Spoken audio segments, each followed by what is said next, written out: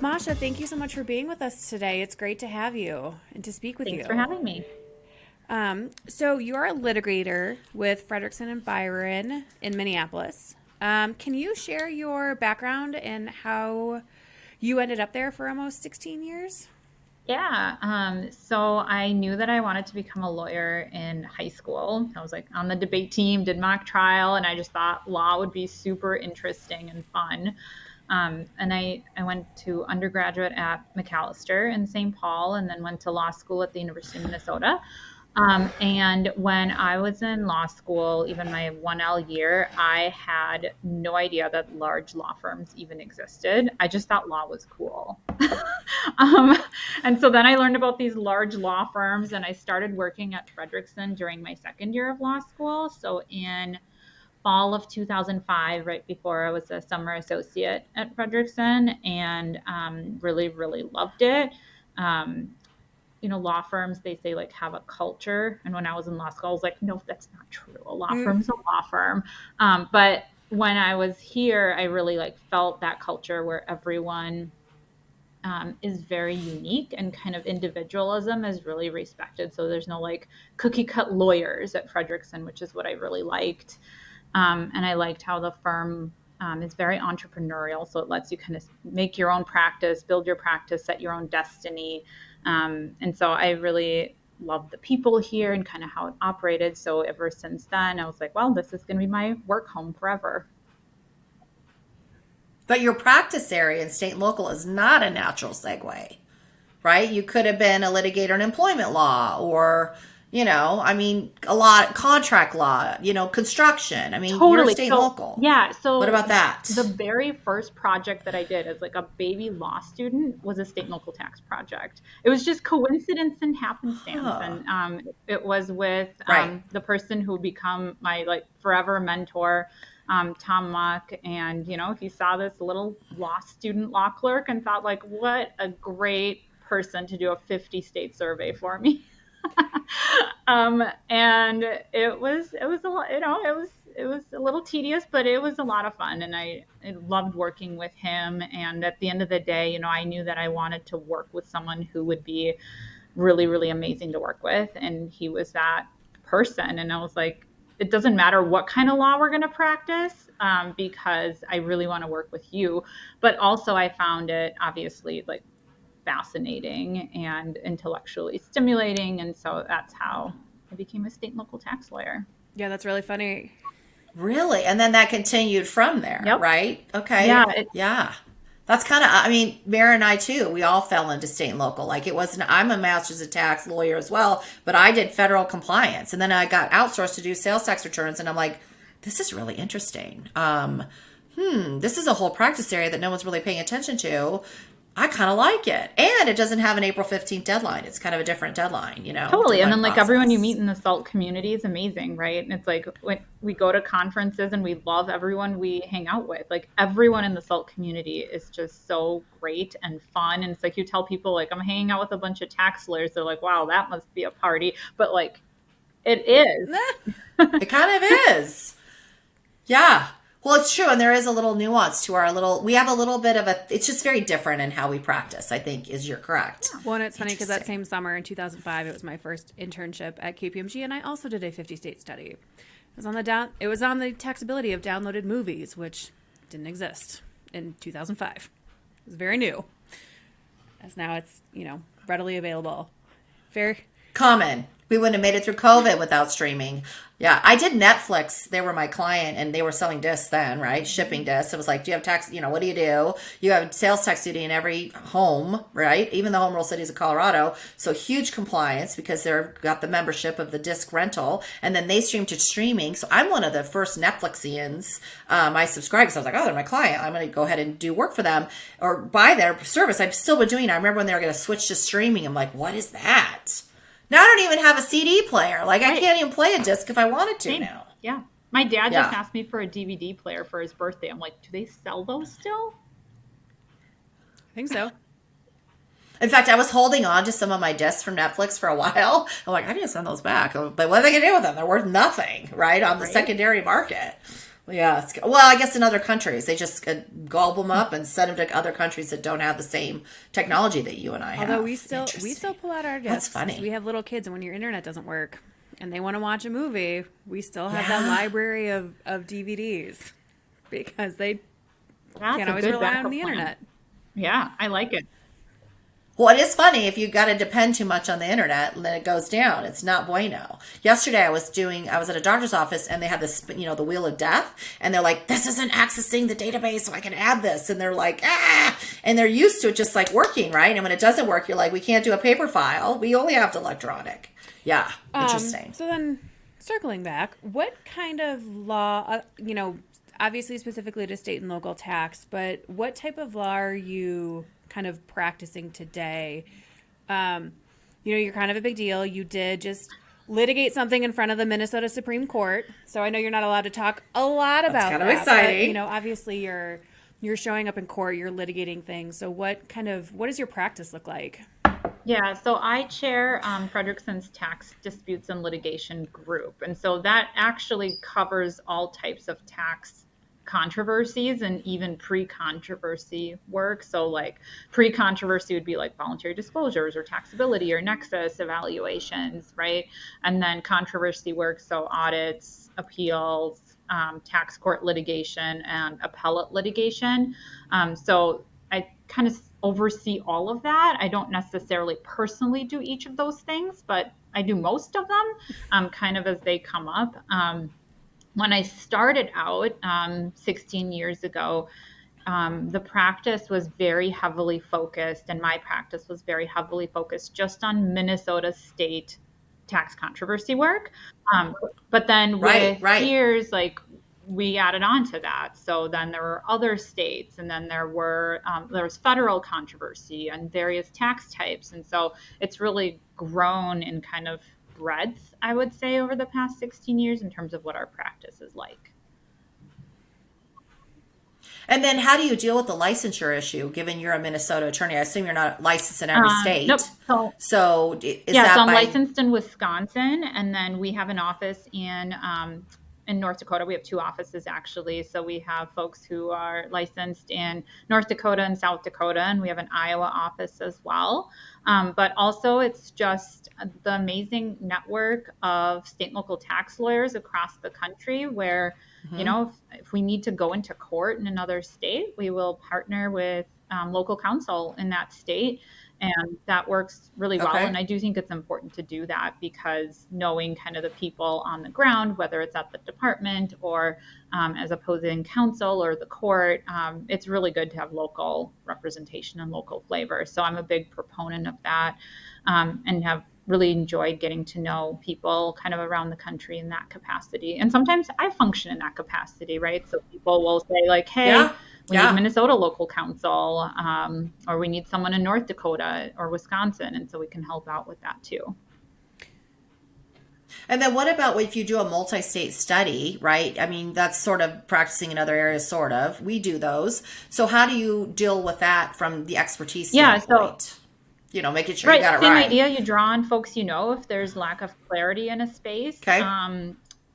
From around the country, to the extent there is clarity, it's easy. But, in terms of like practice of law, really that comes into play more in litigation. So anything that's pre-litigation is really permissible under the ethics rules because it's a multi-state or a nationwide practice that's substantially similar to the representation you have of your clients in the state where you're practicing for your license.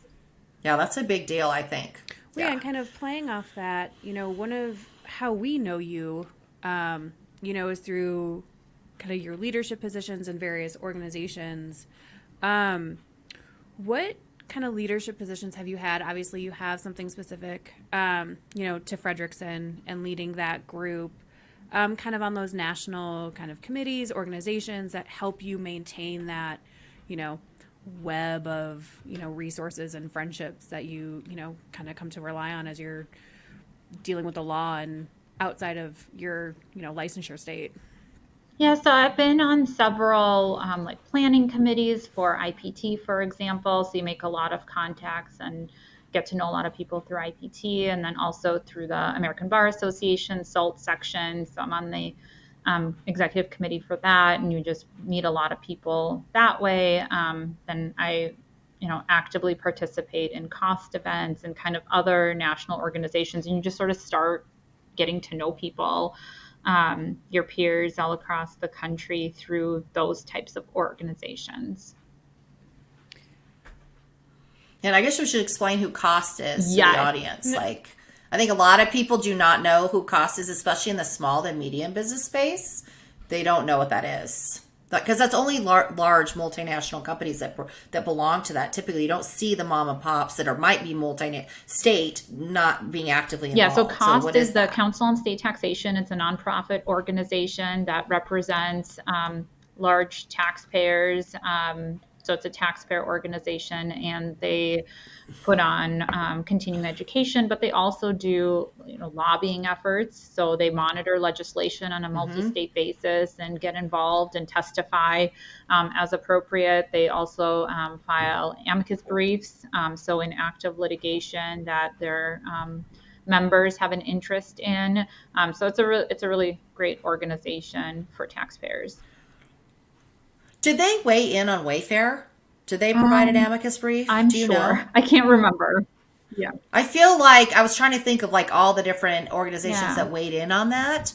Yeah, I was trying because I quite a few. Yeah, amicus I'm not briefs sure that COST that went out. did. Another organization I think probably did was the American College of Tax Counsel, ACTC.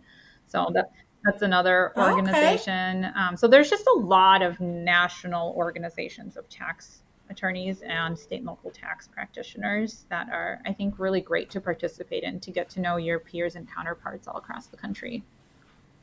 Right, because state and local law is Yeah. local. So you have to understand, I was just in Charleston, South Carolina, and Savannah, Georgia, and those cities have been around a very long time, and they have a whole set of policies that, impacted our nation hundreds of years ago that had rolled across America. I grew up in California, and I live in Colorado. Very different tax policies between the two states for the needs of the citizenry, the volume, the industries that we have in our state. Very different tax policies. So it was very interesting to kind of really physically see the spaces and see how the shipping industry particularly influenced a lot of the business there. And then schools and education was another big area of industry there. And then you've got all the tourism. But that's not how it grew up, right? So there were strategic reasons for those locations and very much defensive of like other people invading us. So that creates a different issue. We didn't really have that in Colorado. We're in Colorado, you know what I mean? So, we've got some of the reservation issues and all that because you had everybody move west and you had the Indian population. So you just have all these things that affect policy. And situsing yourself in a home and, that kind of stuff. And it really impacts like how those laws were evolving in our nation. Yeah. And tourism taxes. Who knew there were all these little fees on things if you took a carriage tour in Savannah? There's a little tourism tax on it.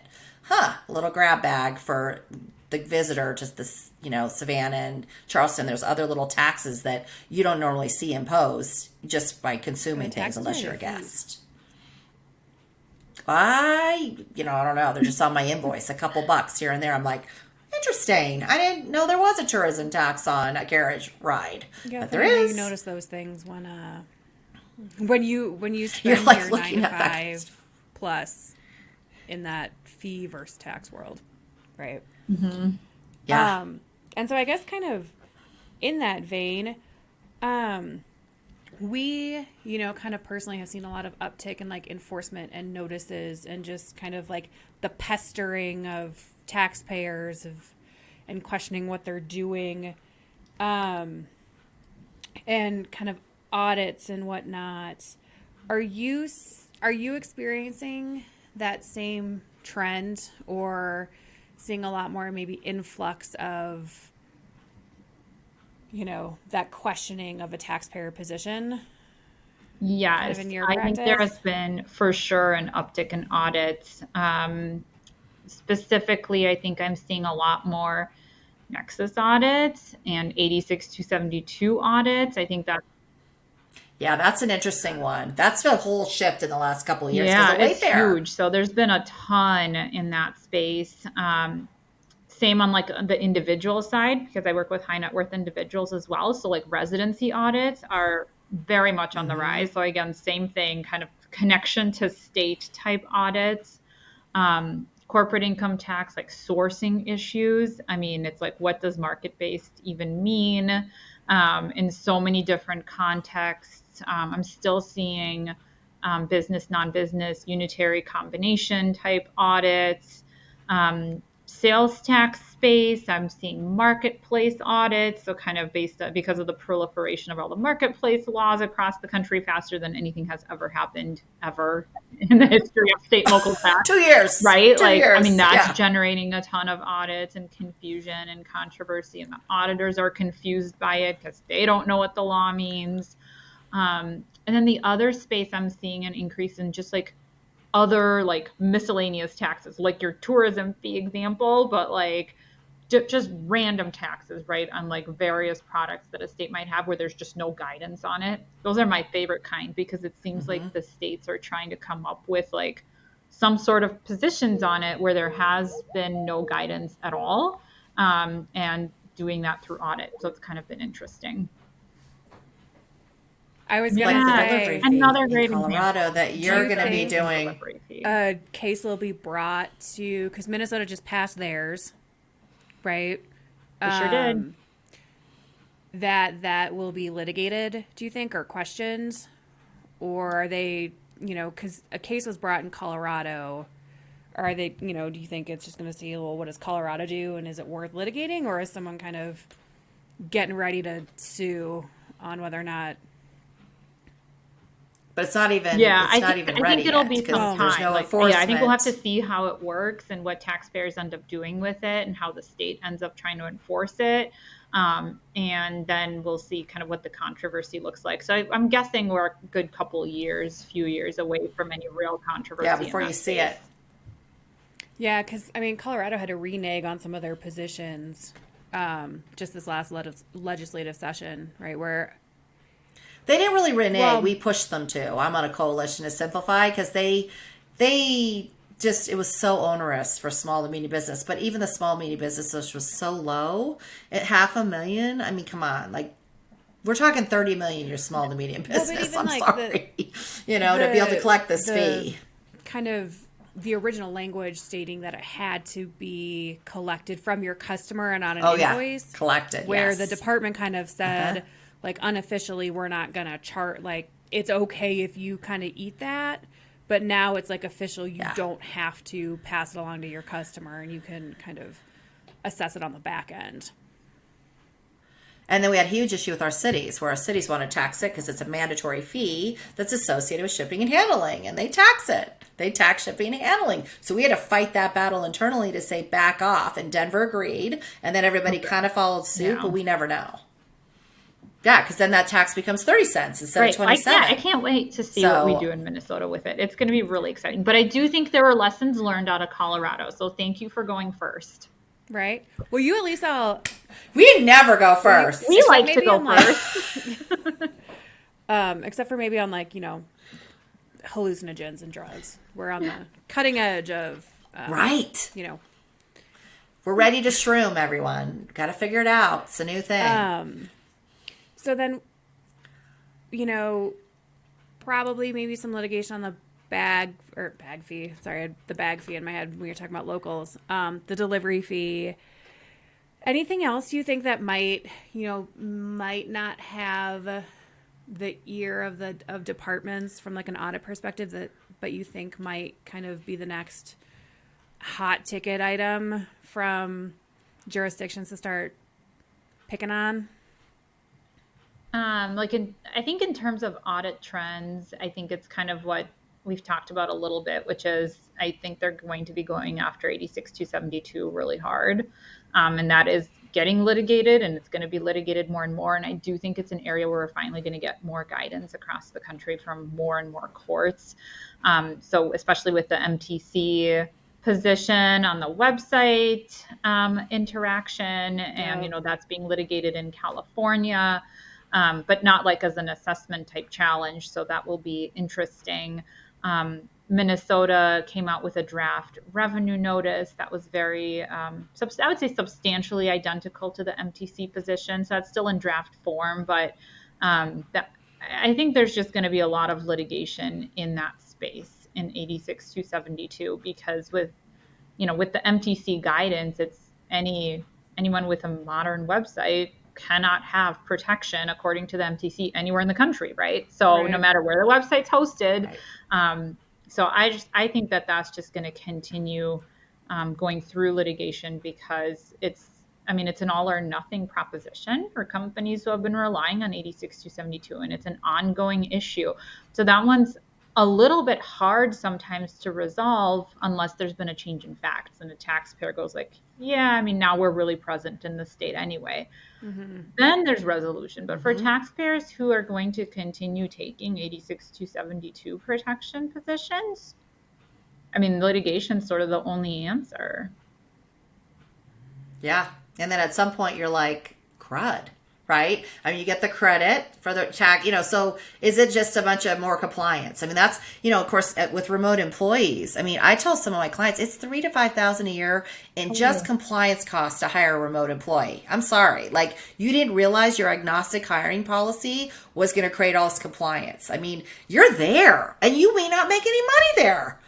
But you still have all these compliance duties. That's the reality. That's the other piece we're going to see. So I think a lot of people don't realize that. I think we're going to see more of that too, where it's like, what's the impact of remote employees? And are we going to have more withholding audits? And are the states that require withholding on day one going to start being active in that space just because remote work has become so much more prevalent? And some companies have really good policies in place, and some are just sort of like finding out that they have employees in all sorts of different states and didn't have a chance to address the tax impacts up front and are sort of scrambling on like, oh shoot, does that mean we have to file an income tax return and a sales tax return?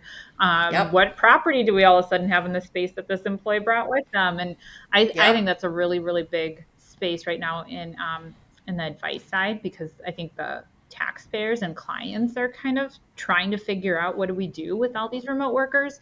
I think that will transition to the states doing something about it too. Although you'd be surprised. I think it's great. A government employee, like, oh, did you get withheld on when you traveled for work? Right? And then they go, oh shoot. For a remote audit? Right? No. It's a little bit hypocritical, isn't it? To see how that develops, I think.